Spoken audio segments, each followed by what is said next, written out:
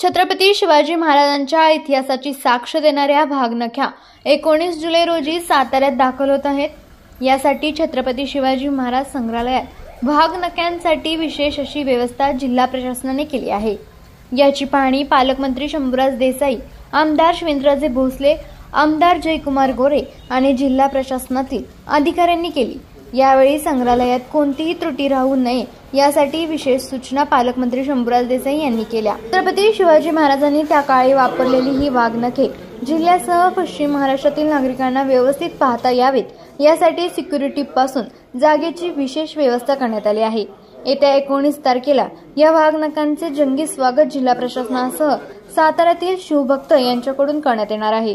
पुढील 7 महिने या साताऱ्यातील छत्रपती शिवाजी महाराज संग्रहालयात राहणार असल्याची माहिती पालकमंत्री शंभूराज देसाई यांनी दिली। जे तुम्हाला काम दिले, जे तुमचे इव्हेंट वाल्याने दिले, पुन्हा ऐन वेळी आजच्या दिवशी तुम्ही रात्री छत्रपती शिवाजी संग्रहालयामध्ये येणाऱ्या 19 तारखेला जी छत्रपती शिवाजी महाराजांची लंडनच्या म्युझियममधनं वाघनखं आपल्या शाहूनगरीमध्ये येत आहेत, त्या वाघनखांच्या स्वागताची आणि ती लोकांच्या दर्शनासाठी जी या संग्रहालयामध्ये ठेवली जाणार आहे त्या सगळ्या व्यवस्थेची मी आणि आमचे सहकारी आमदार श्रीमंत छत्रपती शिवेंद्रराजे भोसले, आमदार जयकुमार गोरे, आम्ही सगळ्यांनी जिल्हाधिकाऱ्यांच्या बरोबर, एसपींच्या बरोबर, सीओंच्या बरोबर आम्ही पाहणी केलेली आहे। एक दिमागदार आणि शाही हा स्वागताचा सोहळा व्हावा या दृष्टीने आम्ही आज प्रशासनाची बैठकसुद्धा घेतली।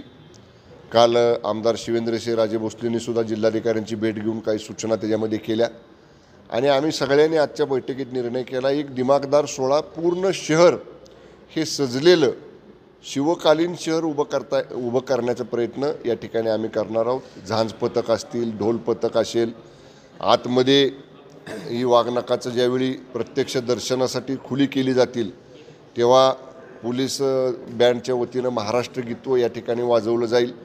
एक चांगला दिमागदार बाहेर ढोल ताशे, लेझिम पथकं, झांज पथकं, म्हणजे एक ऐतिहासिक वातावरण निर्माण इथं या ठिकाणी करण्याचा आमचा प्रयत्न आहे। 7 महिने या वास्तूमध्ये ही वाघनखं जिल्हावासियांना, पश्चिम महाराष्ट्रातल्या लोकांना दर्शनासाठी ठेवली जाणार आहेत।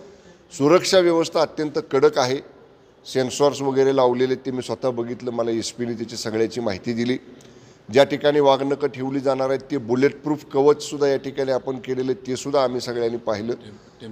टेम्परेचर त्याचं जे काय कंट्रोल केलं जातं ते टेम्परेचर कंट्रोल करणारी यंत्रणासुद्धा आम्ही पाहिली आणि ते हिथं जसं मशीन बसवलं आहे त्याचं ते टेम्परेचर त्यांनी दिलेल्या पॅरामीटरमध्ये आहे का हे लंडनला तिकडं ते कळलं जातं, अशा पद्धतीची आधुनिक सिस्टीम आपण या ठिकाणी बसवलेली आहे। खूप प्रयत्नातनं माननीय शिंदेसाहेबांच्या नेतृत्वाखालच्या सरकारनं ही वाघनखं आपल्या महाराष्ट्रामध्ये आणायसाठी प्रयत्न केले होते आणि त्याला यश मिळालेलं आहे। एक प्रेरणादायी हा क्षण आहे। छत्रपती शिवाजी महाराजांची वाघनखं आपल्याला दर्शन त्याचं घ्यायला मिळणार आहे। पश्चिम महाराष्ट्रवासियांना, सातारा शहरवासियांना, जिल्हावासियांना एक चांगली सुवर्ण संधी मिळालेली आहे आणि तो सोहळासुद्धा दिमागदार करण्याचा, शाही करण्याचा आमचा सगळ्यांचा मानस आहे। जिल्हावासियांनी 7 महिन्यात शांततेत आणि व्यवस्थित शिस्तबद्ध पद्धतीनं या वाघनखाचं दर्शन घेण्यात जास्तीत जास्त जिल्हावासियांनी लाभ घ्यावा असं देखील या निमित्तानं मी जिल्हावासियांना आवाहन करतो। आपल्या तालुक्यातील, जिल्ह्यातील बातम्या सर्वप्रथम पाहण्यासाठी आजच सातारा न्यूजला YouTube चॅनलवर सबस्क्राइब करा, लाईक करा, शेअर करा आणि बेल आयकॉन प्रेस करायला विसरू नका।